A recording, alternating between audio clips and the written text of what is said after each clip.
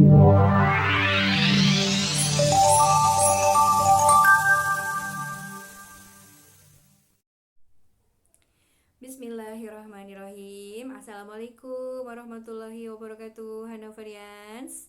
Alhamdulillah kita bisa bertemu lagi ya untuk belajar bersama tematik 4B ya. Mudah-mudahan kalian selalu dalam keadaan sehat, semangat, dan kita bisa tetap belajar walaupun harus melalui pembelajaran online ya. Sebelum kita belajar, kita baca basmalah dulu ya, supaya Allah meridhoi langkah kita dan kita mendapatkan pahala dari kegiatan kita belajar pada hari ini. Ya. Bismillahirrahmanirrahim. Rabbi zidni ilman warzuqni fahman. Amin ya Allah ya Rabbal alamin. Kita akan belajar tematik 4B, subtema 1 dan 2, energi dan perubahan energi ya. Tujuan pembelajaran hari ini adalah agar siswa dapat menjelaskan macam-macam sumber energi. Kemudian siswa dapat menyebutkan perubahan energi. Dan siswa juga dapat menyebutkan macam-macam tempo lagu. Juga siswa dapat menjelaskan notasi angka, tanda birama, dan tempo lagu. Ya. Baik, sebelum memulai pembelajaran, Miss Uus akan mengingatkan kembali mengenai firman Allah dalam surat Yasin ayat 38 ya. Dikatakan bahwa kata Allah, dan matahari berjalan di tempat peredarannya. Demikianlah ketetapan yang maha perkasa lagi maha mengetahui. Ya, jadi seperti kita ketahui, seluruh yang ada di alam semesta ini adalah ciptaan Allah. Dan Allah sudah menempatkan semua sesuai dengan peredarannya masing-masing. Ya, Allah maha kuasa, Allah maha mengetahui, Allah yang memberikan semua karunia ini kepada manusia untuk manusia syukuri. Ya. Dan semua yang ada di alam semesta ini untuk kepentingan manusia. Jadi kita harus banyak bersyukur kepada Allah ya, sudah diberikan banyak nikmat oleh Allah. Baik, nah materi pertama kita adalah mengenai sumber energi ya. Sumber energi yang akan kita pelajari pada hari ini adalah mengenai energi cahaya dan panas, energi gerak, energi kimia, dan energi listrik ya. Oke, kita bahas dulu mengenai energi cahaya dan energi panas ya. Seperti kita ketahui, matahari adalah sumber utama energi panas di muka bumi ini ya. Matahari bisa menjadi energi cahaya, bisa menjadi energi panas. Ya, itu adalah sumber kekuatan yang ada di alam semesta ya. Jadi contoh dari energi cahaya dan energi panas adalah matahari ya. Tidak ada yang bisa menandingi energi matahari yang diciptakan oleh Allah. Yang kedua, contoh dari energi gerak ya. Contohnya adalah air mengalir, kemudian angin. Kita lihat ya, air mengalir itu ternyata kekuatannya bisa menggerakkan sebuah benda. Contohnya apa? Yang membuat kapal berlayar ya, membuat kapal berlayar, atau yang menghanyutkan perahu, itu juga dari kekuatan air ya. Kemudian angin juga, seperti kamu suka bikin kincir angin, itu juga ternyata energinya bisa untuk melakukan gerakan ya. Energi geraknya bisa untuk menggerakkan benda ya. Seperti apa lagi, misalnya layang-layang gitu ya. Ini juga merupakan energi gerak yang digerakkan oleh angin ya. Apalagi yang ketiga adalah energi kimia. Contohnya makanan, gas LPG, batu baterai, minyak bumi ya. Contohnya dari makanan misalnya apa? Kamu makan setiap hari, ada protein, ada karbohidrat ya, ada vitamin. Nah, di sana adalah ada zat energi yang diolah oleh tubuh, kemudian menjadi energi. Nah, itu menjadi sebuah kekuatan buat kita beraktivitas ya. Jadi ada energi kimia yang berasal dari makanan. Kemudian gas LPG juga sama. Itu merupakan gas kimia, merupakan energi kimia yang berasal dari alam, diolah kemudian bisa menjadi gas LPG yang digunakan oleh manusia untuk beraktivitas, memasak misalnya ya. Kemudian ada batu baterai. Batu baterai juga gitu. Dia merupakan energi kimia. Contohnya, dengan batu baterai, senter bisa menyala, radio bisa menyala. Ya, ada beberapa benda yang harus menggunakan batu baterai, dia baru bisa menyala. Ya, jadi batu baterai merupakan energi kimia.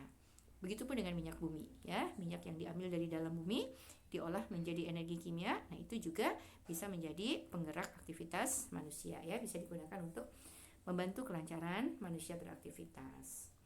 Kemudian yang berikutnya adalah energi listrik. Ya, energi listrik juga merupakan benda yang dialiri arus listrik. Contohnya, benda yang dialiri oleh arus listrik. Misalnya apa nak?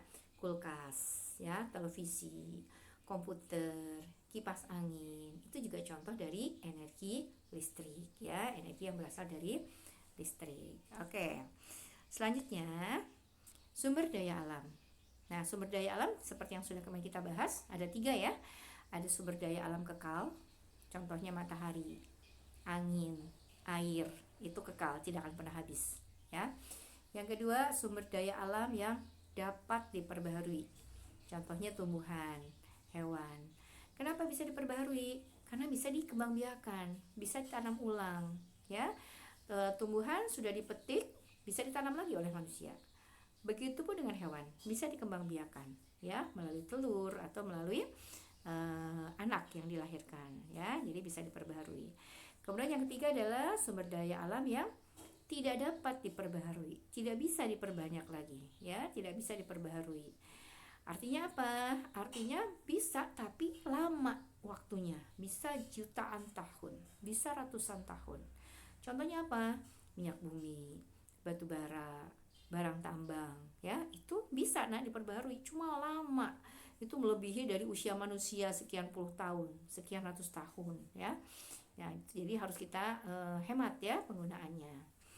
Oke, seperti minyak bumi, batu bara, barang tambang itu yang tidak bisa diperbaharui, ya. Oke, kita akan melihat bagaimana contoh perubahan energi, ya. Perubahan energi adalah bentuk energi yang satu berubah menjadi energi yang lain, ya. Tadi kita sudah belajar 4 energi. Nah, kita akan melihat bagaimana perubahan energi yang satu berubah menjadi energi yang lain, ya. Contoh blender. Blender itu tadinya energi listrik, ya. Dia bisa menyala kalau diberikan aliran listrik. Nah, ketika sudah diberi aliran listrik, kita tekan tombolnya, dia akan bergerak, ya. Maka blender itu adalah sebuah perubahan dari energi listrik menjadi energi gerak, ya. Yang berikutnya adalah setrika. Setrika adalah energi listrik. Dia bisa panas karena diberi aliran listrik. Nah, dia bisa menjadi energi panas setelah diberi aliran listrik, ya, sehingga bisa menghaluskan pakaian. Berikutnya lagi adalah rice cooker. Rice cooker juga dari energi listrik menjadi energi panas, ya, sehingga kamu bisa makan nasi panas. Kemudian berikutnya lagi adalah lampu, ya. Lampu itu kan tadinya dari energi listrik. Setelah diberi aliran listrik, dia menjadi energi cahaya, ya, seperti itu. Oke, perubahan energi lain adalah contohnya energi listrik menjadi energi panas, ya, solder ya namanya, ya, untuk bisa melubangi sesuatu. Misalnya dia tadinya energi listrik, setelah diberi aliran listrik kemudian dia menjadi energi panas, ya, yang bisa digunakan untuk melubangi sesuatu. Dan yang paling sering kita dengar adalah radio, ya, yang sering kita lihat. Radio itu dia berasal dari energi listrik, kemudian berubah menjadi energi bunyi, ada suaranya, ya. Kamu bisa mendengar lagu, kamu bisa mendengar ceramah, itu salah satunya berasal dari radio, ya. Ada perubahan dari energi listrik menjadi energi bunyi, ya. Begitupun dengan senter, dia tadinya adalah energi kimia dari batu baterai, ya, kemudian berubah menjadi energi cahaya. Oke, sekarang kita masuk kepada materi mengenai tempo, ya. Kita masuki materi tempo, yaitu tanda tempo adalah tanda yang digunakan untuk menunjukkan cepat lambatnya sebuah lagu, ya. Ada lagu yang dinyanyikan secara cepat, ada juga lagu yang dinyanyikan secara lambat, ya. Nah, kita akan mengenal istilah-istilahnya, ya. Ada tanda presto, artinya sangat cepat. Ada tanda allegro, cepat, moderato, sedang, andante, sedikit lambat, largo, lambat, lento, perlahan. Ya, kamu harus hafalkan ini, ya. Ya, jenis-jenis tanda tempo. Ya, kita akan lihat contohnya. Contoh lagu berdasarkan tempo. Tadi ada yang cepat, ada yang sedang, ada yang lambat, ya. Tempo cepat, misalnya allegro, lagunya adalah Garuda Pancasila, Naik Delman, Tokecang, ya. Kamu bisa nanti lihat di YouTube ya, bagaimana lagu itu dinyanyikan secara cepat. Kemudian ada tempo sedang atau moderato. Ada Hari Merdeka, Balonku, dan Apuse dari Papua. Kemudian ada lagi tempo lambat ya, tempo lambat atau largo. Contoh lagunya Syukur, Bintang Kecil, Oh Inani Keke. Nah, itu nanti kamu bisa nyanyikan secara lambat temponya ya. Baik, contoh kita akan lihat bagaimana penerapannya ya, penjelasan notasi angka pada lagu Syukur nih. Lagu Syukur tadi kita sudah tahu ya, dinyanyikannya secara lambat. Kita lihat di sini nak. Ada C sama dengan Do di sini nih, ya. C sama dengan Do. Artinya nada dasarnya, nada dasar tersebut dimulai dari C ya, sama dengan Do. Kemudian ada 4/4. Nih di sini juga ya, ada 4/4. Artinya tanda birama yang menunjukkan ritme lagu, ya. Kemudian yang ketiga adalah andante. Itu artinya dinyanyikan secara lambat, ya. Ada andante dinyanyikan secara lambat dan ada garis di antara not. Nih, ada garis di antara not. Itu disebut juga garis birama yang merupakan pemisah antar birama. Nanti kamu bisa lihat di YouTube ya, bagaimana cara menyanyikan lagu Syukur dinyanyikan dengan lagu yang atau dengan tempo yang lambat. Baik anak-anakku, demikian materi hari ini. Mudah-mudahan kalian bisa memahami dan jangan lupa selalu membaca buku supaya bisa lebih banyak lagi pemahaman kalian ya. Let's say alhamdulillah together. Alhamdulillahirabbil alamin. Assalamualaikum warahmatullahi wabarakatuh.